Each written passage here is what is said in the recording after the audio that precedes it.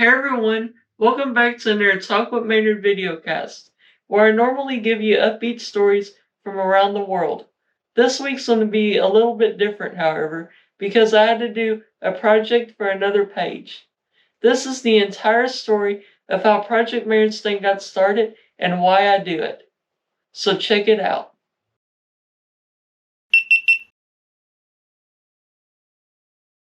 Hey everyone, my name is Cody Shoppy, founder and quote-unquote CEO of a group I call Project Maynardstang. Project Maynardstang is a group I start to raise awareness and funds for MDA through cars and my love of the Ford Mustang. I am making this video to give you some background history on Project Maynardstang and to let you know why I do what I do and why I enjoy Project Maynardstang so much. Before I can get into what Project Maynardstang is and why I love it so much, I have to start pretty far back at the beginning to give you some context. That way you can understand a little bit better about what I do.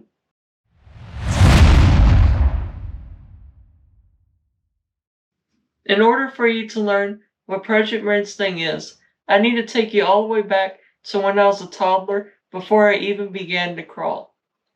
As a toddler, I did things normal as every toddler would do.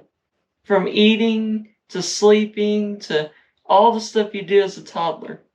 But as I got older and began to crawl, my parents noticed some weird things about me. They noticed that I jerked my legs when I crawled, and they thought this was a very strange thing, but they weren't too concerned about it because they thought it was pretty cute. Until I started getting a little older, and it was getting to be a long time, and I hadn't learned to walk yet. So they went to the doctor and told him about it, and he said I needed to learn to walk soon, or they're going to have to do some therapies with me to get me to walk. My parents finally got me to walk whenever I was 18 months old on Easter. They brought me with candy and Hot Wheels, and they finally got me to walk. My parents were extremely happy that I finally learned to walk. But as I grew older, for the next 3 years or so, they started to notice more and more strange things. They noticed that I walked kind of funny, I wouldn't run very fast, and when I got off the ground, I'd walk my hands up my legs. So they took me to the doctor for another appointment to figure out what was going on with me.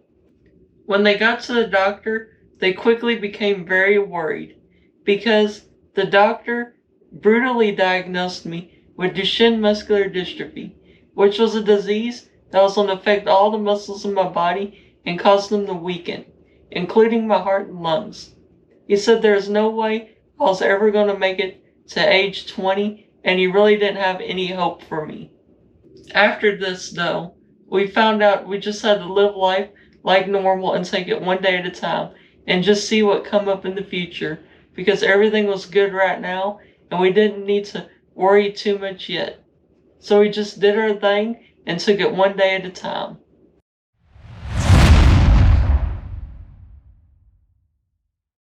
This mindset worked with us pretty good until elementary school because a whole new round of challenges made themselves apparent. In elementary school, I didn't do physical activities like the other kids. I had a hard time in the playground in that thick, deep gravel they had, and I really didn't want to play outside too much.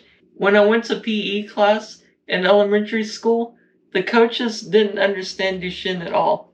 No matter what we told them, they wouldn't understand and they thought they could make it better. They would push me so hard that my muscles would lock up and I'd have to be picked up from school.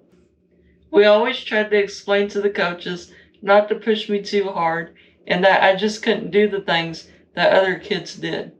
But apparently, we didn't even understand this too much ourselves because everything finally hit a climax one day.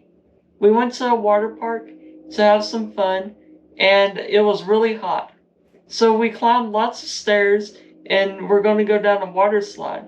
And I had to climb a ton of stairs. So I started to get real hot and my muscles start to lock up like they would at the PE teachers.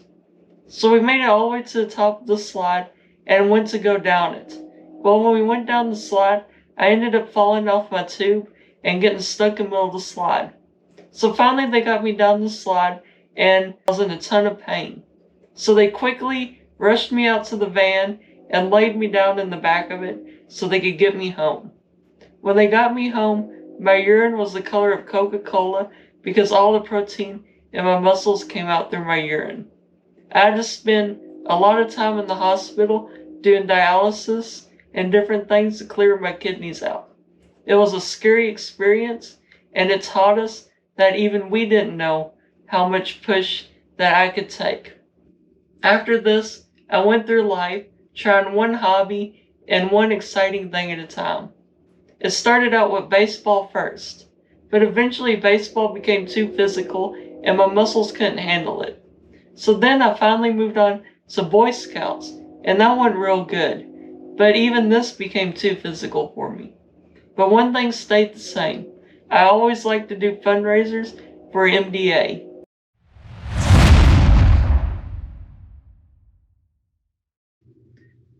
Before I started fundraising, we learned about this organization called the Muscular Dystrophy Association. The Muscular Dystrophy Association pays for doctor's appointments, shots, physical therapies, and MDA summer camps for kids with muscular dystrophy.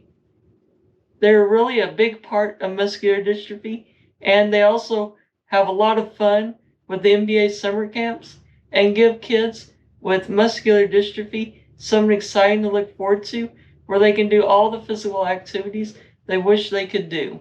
MDA fundraising for me actually started with my aunt and my dad. They both heard of this thing called an MDA lockup.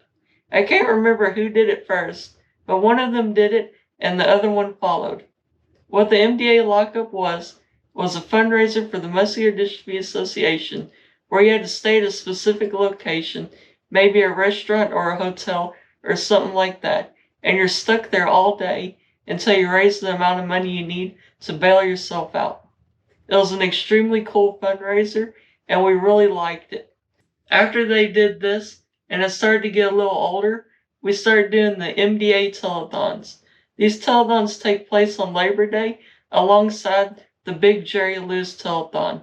They would take me to these telethons to talk about Duchenne muscular dystrophy and my experiences with it, to get people interested in the Muscular Dystrophy Association. They were a lot of fun, and it really was my intro into fundraising. We did telethons a lot until an MDA representative met with us at one of our doctor's appointments. She told us about this cool new event that the Muscular Dystrophy Association was going to do called a Stratton Ride, which was an event where you got to go around a specific location, either walking or riding in your power chair or wheelchair. And we thought it sounded pretty cool. We got even more excited when she told us it was going to be at the recently built Cowboys Stadium. So we went to this event. It was really crazy to get to see the inside of Cowboys Stadium right after it was built. After this, the Muscular Dystrophy Association renamed the Stratton Ride the MDA Muscle Walk, and it moved closer to us. We actually had a local MDA Muscle Walk in Waco at various parks and stadiums, and they did that year after year, and we participated almost every single time. It was a lot of fun, and it was great to have an MDA Muscle Walk and fundraising event close to us so we could take part more often. All of this finally got us to 2011, where Project Maynardstang started to come about. It all started when my mom said we should get a project car. And I mean, whose mom or wife ever says to the guys in the family to go get a project car?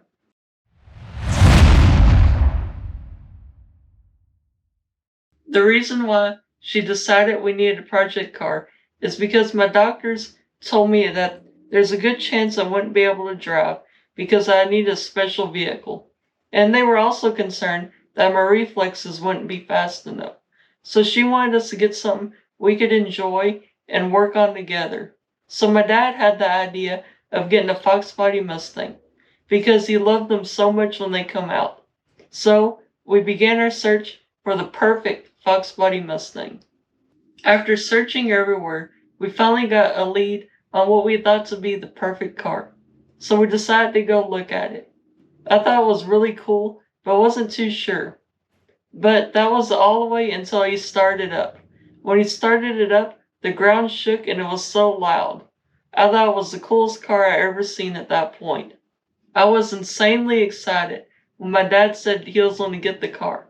So we went to the guy's house with the trailer and picked the car up, and we were so excited to get it home and show it to everybody. We were so excited that when we got it home, we washed it right away before putting it in the garage and getting my mom and sister to come take a look at it. We were really excited for them to see it. But when they come outside and looked at it, my mom tried to be supportive and happy and tell us how cool it was and stuff.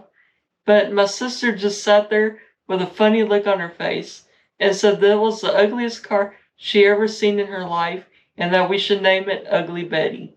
We spent the next 3 years working on the bodywork of the car and getting it ready for paint. It took a while to get it painted, but it was an exciting day when we got it painted. And we finally got it looking good and ready to go about 3 years later.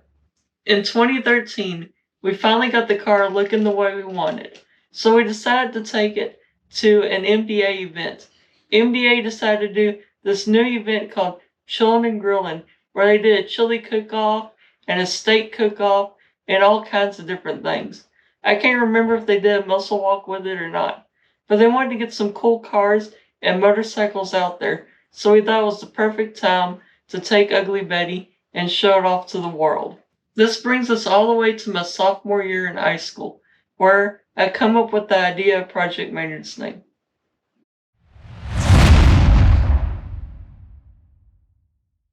This is how it happened.